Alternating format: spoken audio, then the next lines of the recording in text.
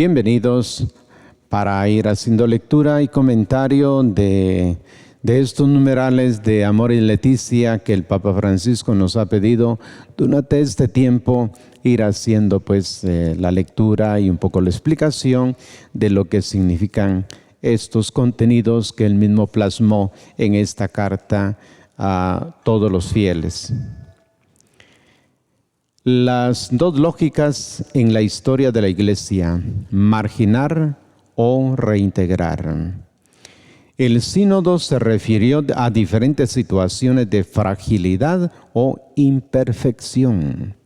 Al respecto, dice el Papa, deseo recordar aquí algo que he querido plantear con claridad a toda la Iglesia para que no equivoquemos el camino. Dos lógicas recorren toda la historia de la Iglesia: marginar o reintegrar. El camino de la Iglesia desde el Concilio de Jerusalén en adelante es siempre el camino de Jesús, el de la misericordia y la integración.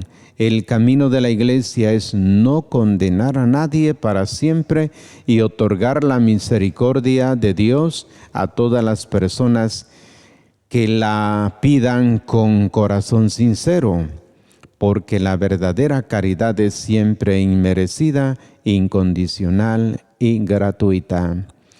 Notemos estas cosas importantes en la espiritualidad de la Iglesia, que puede ser que en otros tiempos, estamos hablando de 50 años para atrás, cuando había alguna situación de estas situaciones de fragilidad, pues se solía marginar a esta gente, no permitiéndoles entrar en la comunión de la Iglesia, para nada. Hasta se les prohibía ir a todo lo que implicaba la vida litúrgica o la vida pastoral.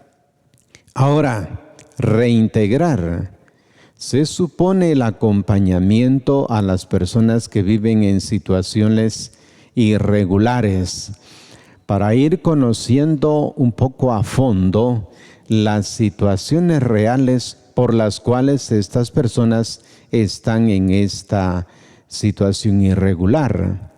Naturalmente están para eso los presbíteros, párrocos con cura de almas, quien deben acompañar estas situaciones irregulares a fin de que no se conviertan en un dolor, sino que este dolor sea suavizado con el acompañamiento real de alguno de los presbíteros de las parroquias.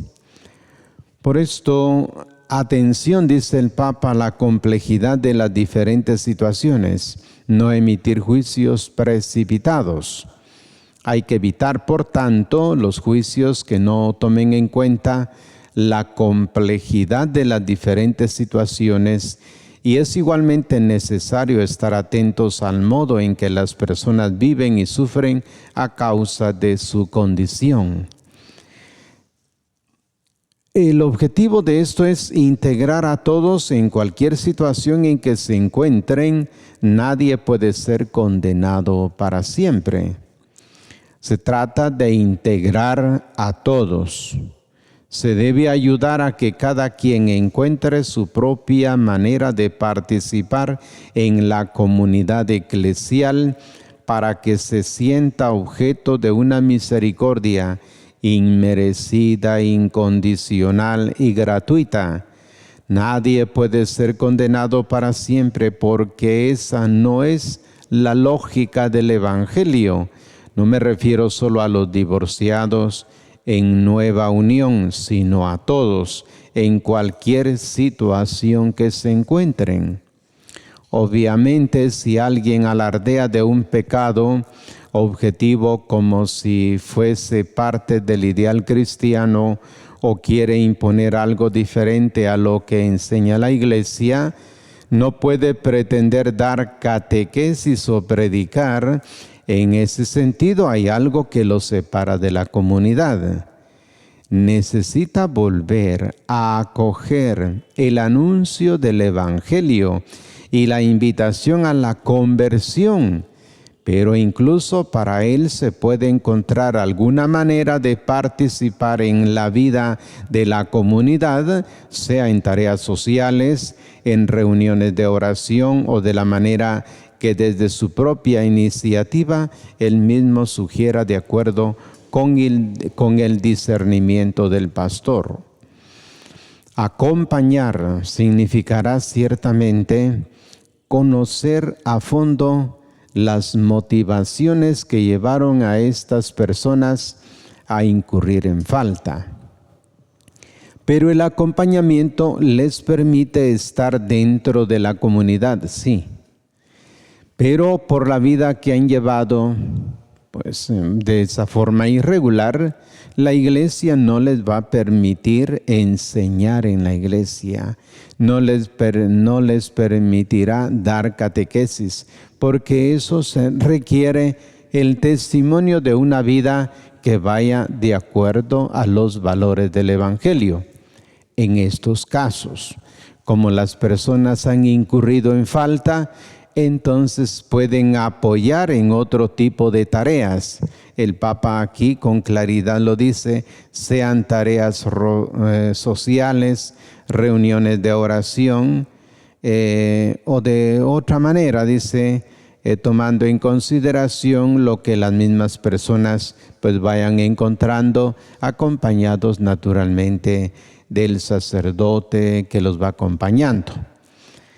Obrar según la pedagogía divina de la gracia acerca de cómo tratar las diversas situaciones llamadas irregulares, los padres sinodales llegaron al consenso general que hago mío, desde una óptica de acercamiento pastoral respecto a las personas que han contraído matrimonio civil, que son divorciadas y vueltos a casar, o que simplemente conviven. Corresponde a la Iglesia hacerles descubrir la pedagogía divina de la gracia en sus ideas, en sus vidas, y ayudarles a alcanzar la plenitud del designio que Dios tiene para ellas, que siempre será posible con la fuerza del Espíritu Santo.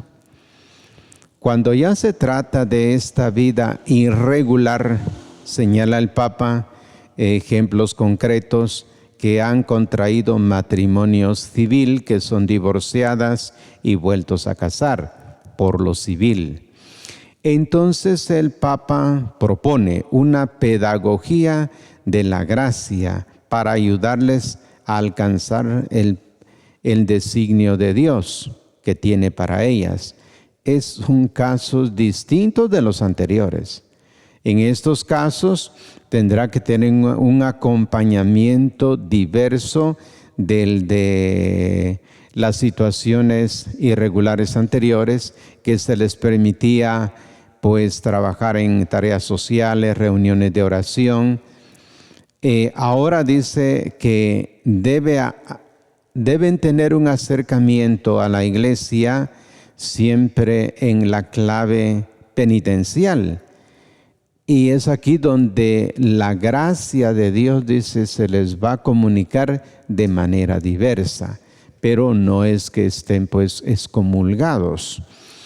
Las posibles diferentes situaciones de los divorciados vueltos a casar se requiere un discernimiento pastoral, no a todos iguales, porque las situaciones de los matrimonios diríamos divorciados, vueltos a casar, las motivaciones de cada uno de los matrimonios son diferentes. Por ejemplo, los divorciados vueltos a casar pueden encontrarse en situaciones muy diferentes que no deben catalogarse o encerrarse en afirmaciones demasiado rígidas sin dejar lugar a un adecuado discernimiento personal y pastoral. Se dan casos de esa segunda unión consolidada en el tiempo, con nuevos hijos, comprobada fidelidad, entrega generosa, compromiso cristiano, conciencia de la irregularidad de su situación y gran dificultad para volver atrás sin sentir en conciencia que se cae en nuevas culpas. La Iglesia reconoce situaciones en que el hombre y la mujer, por motivos serios, como por ejemplo la educación de sus hijos, no pueden cumplir con la obligación de la separación. Se da también el caso de quienes han hecho grandes esfuerzos para salvar el primer matrimonio y sufrieron un abandono injusto, o el de aquellos que contrajeron una segunda unión en vistas a la educación de los hijos y a veces están en conciencia subjetivamente seguros de que el precedente matrimonio irreparablemente destruido no había sido nunca válido. En esos casos también la Iglesia tiene que hacer un proceso. Y esto los matrimonios o las personas interesadas tendrán que acercarse a su párroco para consultar cuáles fueron las motivaciones previas al matrimonio, qué sucedió en el matrimonio y qué aconteció después del matrimonio. Si según el sacerdote acompañante se da cuenta de que hay motivaciones serias para poder declarar el matrimonio nulo, entonces se comienza el proceso. Para eso entonces las personas que están viviendo en esta forma irregular y que quieren arreglar su situación en la iglesia, pues deberán hacerlo de esa forma. Sin embargo, es cosa diferente una nueva unión después de un reciente divorcio, con todas las consecuencias de sufrimiento y de confusión que afectan a los hijos y a familias enteras, o la situación de alguien que reiteradamente falló en sus compromisos familiares. Por ello se pide el discernimiento, que es parte de este supuesto, un discernimiento. No son situaciones que respondan al ideal del Evangelio para el matrimonio y la familia, pero no existen ciertamente recetas simples. El Papa continúa: debe quedar claro que este no es el ideal que el Evangelio propone para el matrimonio y la familia. El ideal es, naturalmente, la Santísima Trinidad, la comunión eterna. Dios Padre, Dios Hijo y Dios Espíritu Santo es la comunidad eterna. Luego, los paradigmas de vida cristiana, particularmente desde el Evangelio, se plantea a la Virgen María, a San José y al Niño Jesús como paradigmas del cristianismo. Y luego los hay también vidas santas, de cuyos santos también tratamos de imitar esta vida. Pero se trata de un acercamiento a modelos, diríamos, de perfección dentro de la vida de la Iglesia. Por eso, al hablar de este tema, debe quedar claro que este no es el ideal, en el sentido de que si han tenido problemas de separación vueltos a casar, no es el ideal del Evangelio. Claro que no. Pero los padres sinodales afirmaron que el discernimiento de los pastores siempre debe hacerse distinguiendo adecuadamente, con una mirada que discierna bien las situaciones. Sabemos que no existen recetas simples. En el numeral 299, mayor integración en la comunidad cristiana de divorciados vueltos a casar, evitando cualquier tipo de escándalo. Acojo las consideraciones, dice el Papa, de muchos padres sinodales, quienes expresaron que los bautizados divorciados y vueltos a casar civilmente deben ser más integrados en la comunidad cristiana en las diversas formas posibles, evitando cualquier ocasión de escándalo. La lógica de la integración es la clave de su acompañamiento pastoral para no solo sepan que pertenecen al cuerpo de Cristo, que es la iglesia, sino para que puedan tener una experiencia feliz y fecunda de esta pertenencia. Son bautizados, son hermanos y hermanas, el Espíritu Santo derrama en ellos dones y carismas para el bien de todos. Pueden participar pues en diferentes servicios eclesiales. No tienen que sentirse excomulgados. De discernir qué formas actuales de exclusión pueden ser superados. Su participación puede expresarse en diferentes servicios eclesiales. Es necesario por ello discernir qué formas de exclusión actualmente practicadas en el ámbito litúrgico, pastoral, educativo e institucional pueden ser superados. Los divorciados vueltos a casar no solo no tienen que sentirse excomulgados, sino que pueden vivir y madurar como miembros vivos de la Iglesia, sintiéndola como una madre que los acoge siempre, los cuida con afecto y los anima en el camino de la vida y del Evangelio. Esta integración es también necesaria para el cuidado y la educación cristiana de sus hijos, a los que hay que considerar como los más importantes. Así nos acercamos ya al numeral 300, donde se va a plantear cómo con los interesados estimular un responsable discernimiento personal y pastoral, porque no puede haber una norma canónica aplicable a todos los casos. Si se tiene en cuenta la innumerable diversidad de situaciones concretas, como las anteriormente mencionadas, puede comprenderse que del sínodo o de esta exhortación no cabía esperar una nueva normativa general de tipo canónico, aplicable a todos los casos.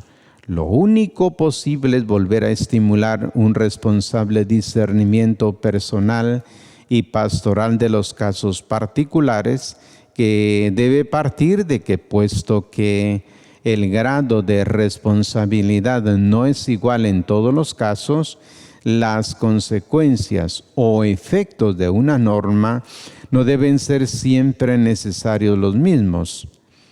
Por eso el Papa observa una cuestión muy particular, muy delicada, por cierto, la tarea de los presbíteros en ese acompañamiento y en sus fases, que serían acompañar el camino de discernimiento.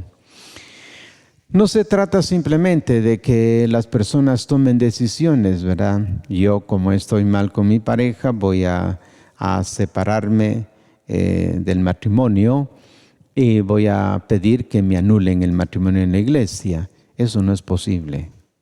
La iglesia no va a divorciar a nadie.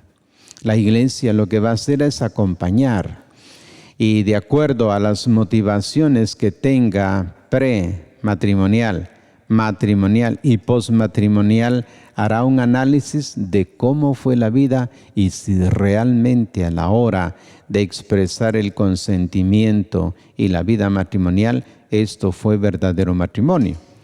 Si lo hubiera, la iglesia declara que el matrimonio es válido. Pero si hay motivaciones previas en y postmatrimonio que no están en el consentimiento, definitivamente se encontrará la motivación por algún numeral del derecho y se notará por qué no hubo matrimonio. Pero eso es ya dentro de lo que es un proceso de discernimiento y proceso ya de nulidad matrimonial. Es declarar lo que no hubo. Nunca se va a decir que se va a dar pues un divorcio. La iglesia no divorcia a nadie. Los presbíteros tienen la tarea de acompañar de acuerdo a la enseñanza de la iglesia y las orientaciones del obispo a las personas interesadas en el camino de discernimiento. En este proceso será útil hacer un examen de conciencia con momentos de reflexión y arrepentimiento. Los divorciados vueltos a casar deberían preguntarse cómo se comportaron con sus hijos cuando la unión conyugal entró en crisis. Si hubo intentos de reconciliación, cómo está la situación del cónyuge abandonado, qué consecuencias tiene la nueva relación sobre el resto de la familia y la comunidad de los fieles. ¿Qué ejemplo ofrece en esta relación a los jóvenes que deben prepararse al matrimonio? Una reflexión sincera puede fortalecer la confianza en la misericordia de Dios que no se niega a nadie. Se trata de un itinerario de acompañamiento y de discernimiento que orienta a estos fieles a tomar conciencia de su situación ante Dios. La conversación con el sacerdote en el fuero interno contribuye a la formación de un juicio correcto sobre lo que obstaculiza la posibilidad de una participación más plena en la vida de la Iglesia y sobre los pasos que puede favorecerla y hacerla crecer. Así pues, el discernimiento no podrá jamás prescindir de las exigencias de la verdad y claridad del Evangelio propuesto por la Iglesia, porque en la ley no hay gradualidad. Dado que en la misma ley no hay gradualidad, este discernimiento no podrá jamás prescindir de las exigencias de verdad y caridad del Evangelio propuesto por la Iglesia. Para que esto sea así, deben garantizarse las condiciones necesarias de humildad, discreción, amor a la Iglesia y a su enseñanza en la búsqueda sincera de la voluntad de Dios y con el deseo de llegar a cumplirla de manera más perfecta. Así pues, evitar mensajes equivocados, ni excepciones a la ligera, ni favoritismos por favores.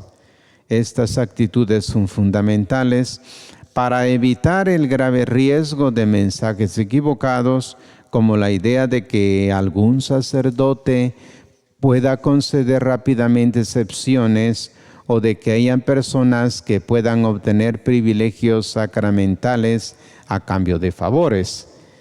Cuando una persona responsable y discreta que no pretende poner sus deseos por encima del bien común de la Iglesia se encuentra con un pastor que sabe reconocer la seriedad de las cuestiones que está tratando, se evita el riesgo de que un cierto tipo de discernimiento lleve a pensar que la Iglesia sostiene una doble moral.